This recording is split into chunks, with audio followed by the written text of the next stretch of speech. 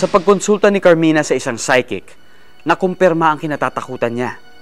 Nagkagusto nga sa kanya maligno at tila wala itong balak maglako. That night, nagkaroon ako ng sobrang taas ng lagnat. Tapos sabi sa akin ng yaya ko, nagdi-deliryo daw ako. Sige na, ma'am. Oo, sige na. Yaya, ayoko talaga. Wala akong gana. Hindi ka pwede uminom ng gamot eh. Kung gutom ka, sige na, mahirap na kung lumala pa yung lagnat mo. Sige na, ma'am, please. Oo.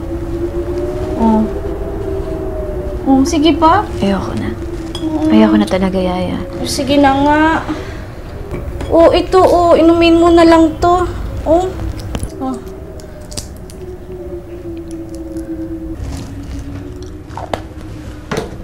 Sigurado ka, ma'am? Pwede ko naman tawagan yung sister mo. Papuntahin ko na lang siya dito.